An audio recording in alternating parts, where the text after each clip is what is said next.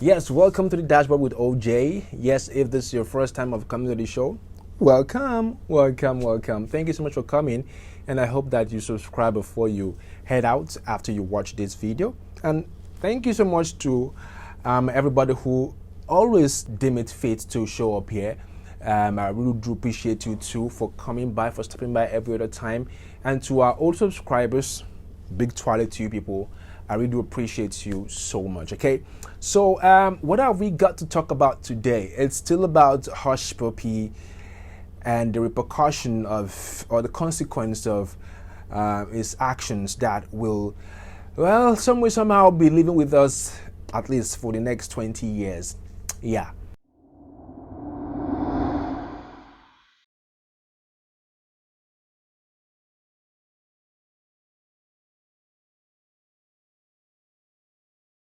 So first off, we want to give a big shout out to Dubai police for having arrested Hushpuppi and has been extradited to the US to face the consequence of cyber crimes worth over 436 million MF US dollars.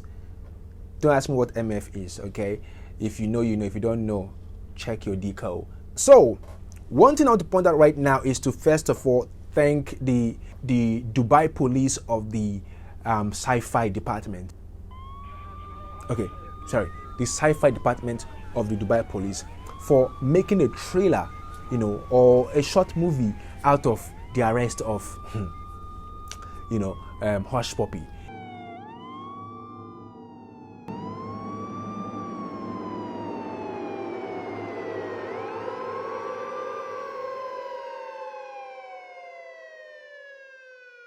I got thinking that, will the Dubai police have done this if Hushpuppi was an American or British or Chinese or Russian? Would they have done this? No, I'm just asking. I'm not saying that they can't. I'm not saying that they dared not. I'm just saying that would they have done this if he were, or if he was, or if he's, whichever one that is correct, pick your own. I doubt it. But because it's Nigerian, and Nigeria, we have a resume. But one thing I can guarantee is that if that Hushpuppi's arrest was done into a movie, the sales would have brought in nothing less than double the cost or the amount of money that Hushpuppi has allegedly stolen. You understand? So let's just say that they just wanted to see how far they can go in, checking out their sci-fi ability, and they made the good stuff. Well, it made some more sense. I mean, everything was just throwing, those numbers, those figures, those. I'm like, oh God, no, okay, no problem. But I want to ask: is Hushpuppi's crime?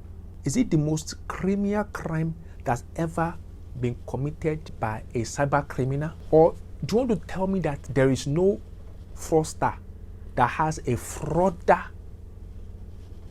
case in America than Hushpuppi? I doubt it. But I also want to say this, that, you see, we are not babies in this matter. Yes, sir. Not in crime. No. I'm talking about matter of investigation and of analysis. Yes, sir. See, crime itself and fraudsterism, it's not a one-way street. Just like investment in the stocks, there's always the greed and the fear. Yes, sir. These are two emotions that also play in real life. People become fearful and people become greedy. Let's take it step by step so I don't jump the gun. You understand? So let's assume that Hushpuppi doesn't have sense. Because you are stealing this kind of money and you are showing off. It's either you don't have sense or you have a plan. Two things are involved. So on these two pivotal, things, we hang the issue of Hushpuppi, and is believed to be 20 years of jail term that is most likely going to collect. So there is foolishness and there's mastermind. So, but let's look at this one, foolishness first. So we all assume that he is foolish, going by his lifestyle, the way he talks anyhow, the way he showcases everything that is ill-gotten, just the same way our parents told us of Shinorambo and Anini, how Anini reversed from Lagos to Ibadan. They chased him, police chased him, but he was running with reverse and they never caught him. For Lagos to Ibadan, those stories, those fabricated fabu that they gave us, at least, which will we have story to tell our children? That there was one boy, his name was Hushpuppi, and he lived in Dubai. He left Nigeria, went to live in Dubai, and he now has a plane that used to land inside his bedroom. In that plane, there was a mansion. In that mansion, there are 1 billion GP tanks where he used to put his money and he used to take the money and fly out. So we will tell our children to fabu. Take fabu from Hushpuppi's arrest. At least we'll have something to tell our own children too. Just like our parents were able to tell us about how India used to beat Nigeria 101-0. How Lion used to stand in front of the goalpost, and how ball will go this way, Lion will go this way. But that's not for today. The main crux of the matter is about Hushpuppi. So let's assume that Hushpuppi doesn't have sense, meaning that he didn't buy 1 billion GP tanks and bury it in prime locations in Anopaja, Egbeda, military cantonment, Air Force base. He didn't bury them in strategic locations where nobody can come and tamper with it. That's stupidity. Yes, sir. Let's assume also that he didn't even buy any property, any island in Akwa Ibom, all those places that is oil rich. He didn't buy any oil block. He didn't buy anything. He didn't even, buy property in the name of his friend, the one with the harsh voice that used to sing from a cockroach and frog voice, so that they will hide his wealth for him. Let's just say that he is that stupid. But I also believe that there's a case. Maybe it's my own mind that is thinking it that way. I'm also thinking that this guy is not that stupid.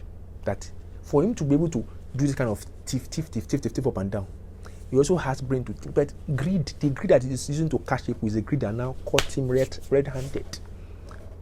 So, but I want to believe that he knew that he was going to be caught. I even want to believe that he planned his being caught, because it was too conspicuous, as if he was telling them that come and catch me, so that I will just quickly go to jail now. By the time I'm coming out, I will be say 53, 54, 55, and guess what? When he comes out from prison 20 years from now, Hushpuppi for president. For presido. If you say it's not possible, I will slap. Sit down there. And you won't do anything about it. In fact, by the time he comes back, let me tell you what will happen. They will first of all shut down Mulitala Mohammed Airport. Shut it down for only Hushpuppi to fly in. And he will not fly in through Nigeria Airways. He will come in through his own private jet. So he lands into the international airport and they lock it down. First of all, there will be public holiday that day. And people will sow Ashwebi and line up the streets. They will line up the street of Lagos to welcome their illustrious son, who went abroad, who went to prison and came out alive and victorious. And they will sing for him. And the pastors will do thanksgiving on his behalf. Because if they have done it before, they can do it again. Same God of money that year, same God in the next 20 years. It will happen again. And Hushpuppi will not come out to say he wants to become governor. Because it's a gratuity that will be waiting for him after he comes out will be what? Say 50 billion MF US dollars. And that money, he can use to buy anything. In fact, he can become president twice concurrently at the same time in one country. And you will vote for him. You will vote. That's the time you will know that your vote has never worked before. You will vote, he will become president. He has it planned out. Everything has been planned out, metrically and numerically planned out. This guy will become president. That's his aim. If you think you have sense right now, you're shouting, hey, Otimo, you don't have sense. Because someone with that kind of money, let me tell you why you won't do anything. Because the other day, bullion van entered someone's compound to drop money. And up to now, nobody has done anything. The other day, We saw one man from the north starching his agbada with wad of cash, and up till now, nothing has been done to him. They say he has immunization only abi. So you will not do anything, because this system, this government that we have in this Nigeria, is government by the thief, for the thief, and to the thief. Everybody is thieving. The thiefer you are, the more acceptable you will be. If you thief small, your consequence will be bigger.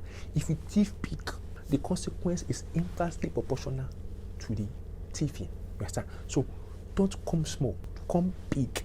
The bigger your thief, the smaller the repercussion. So Hushpuppi will come back in 20 years' time. Ceteris paribus, like I say in economics, all things being equal. He will come back, and he will not come back to be an ordinary man. He will come back with venom, and he will come out to become president of this country.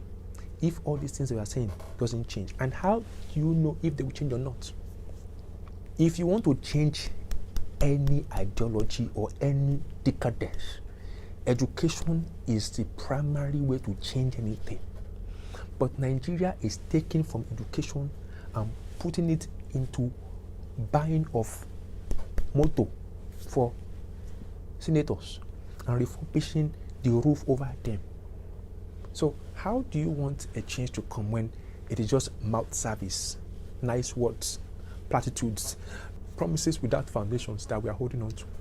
I gotta go. I've given you the way it's going to be like. Whether you like it or not, it's either of these two things. He doesn't have money saved, everything has been taken away from him, which I hardly believe. And there's the other part, which is most likely will happen.